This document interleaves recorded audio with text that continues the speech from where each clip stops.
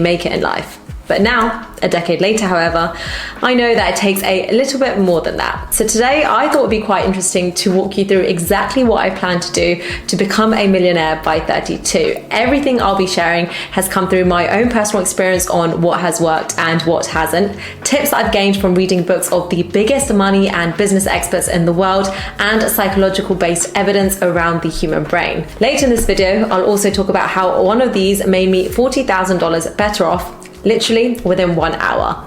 So the first thing I'm going to do is focus on my all-weather portfolio. This is based on the fact that most people earn wages, but you'll never get wealthy working for wages because wages grow linearly.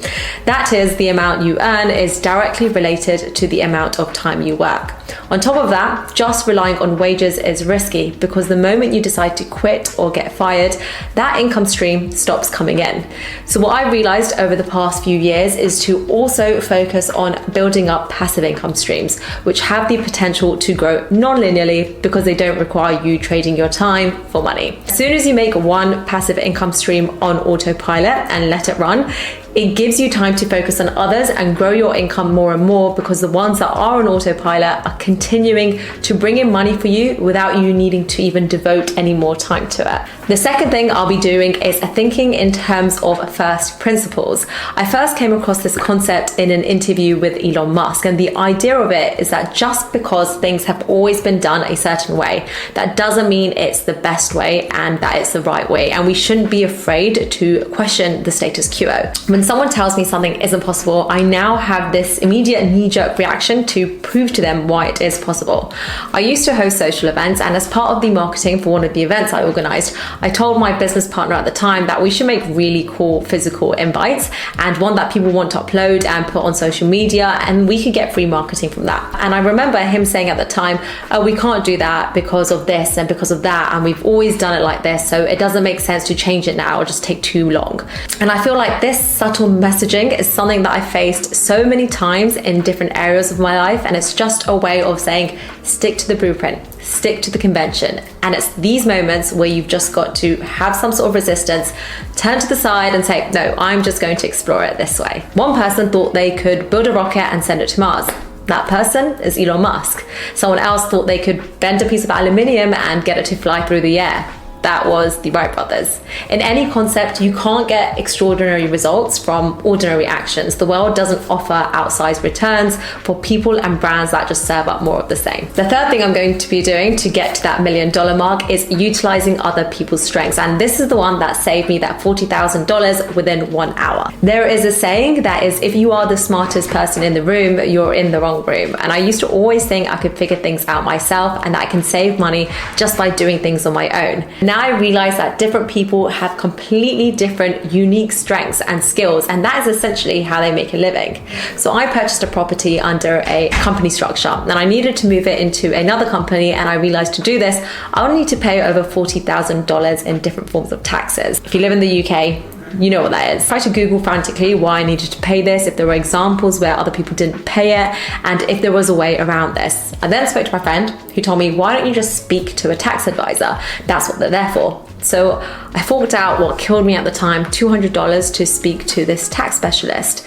And they gave me a completely legal, tax-efficient strategy, which saved me from paying that $40,000. Had I not done that, I would have just ended up paying that money and not knowing any better. So in a world where hard work is no longer a competitive advantage, because let's face it, everyone works hard, the competitive advantage is actually in thinking expansively and connecting with the right people. The fourth thing I'm going to keep in mind until I get to my goal is that concept of the slight edge. This is based on the book The Slight Edge, written by motivational speaker Jeff Oslin. And according to Jeff, success and failure are both a result of the slight edge. And that's the idea that simple little things that we choose to do or choose not to do on a daily basis have a compounding effect on who we ultimately become. So I like to use the penny compounding parable here. And that is that there are two people who are given the choice to either get $1 million at the beginning of next month. That's it, a flat, straight check of $1 million. Here you go. Or choose to receive 1 penny at the beginning of next month, but that penny doubles every single day for the next 30 days. The person who chooses to go with that flat $1 million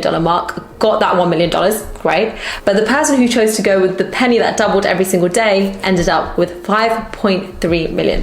If you take this example and stretch it into a longer time frame, that is essentially how compounding in our life works. Those small little decisions that you make and small little things you choose to do or don't do every day matter because they have long-term ramifications and they will eventually show up. I now try to remind myself that whatever's uncomfortable now will become comfortable later. Just keep going and trust the process of compounding. Number 5, lean into your money-making superpower.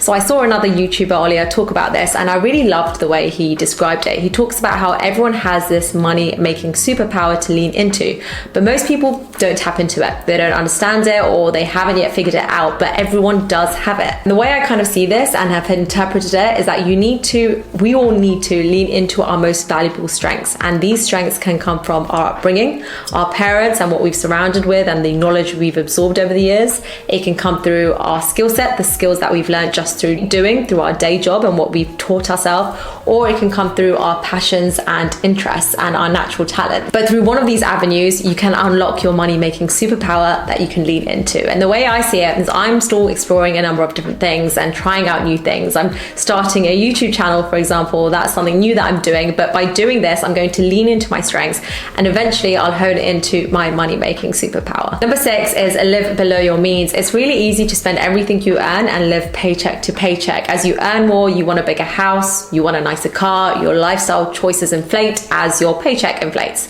And when I first started working, I spent everything I earned and every single bonus went towards a material item which I couldn't even care about 2 months later. And then I realized that if I keep doing this, I'm going to get to 35, having worked for 15 plus years and have nothing to really show for it. So I massively changed my spending habits and now spend way below my means. I even have a specific video on that. I do agree that your teenage years and your early 20s are when you want to be living your life to the max.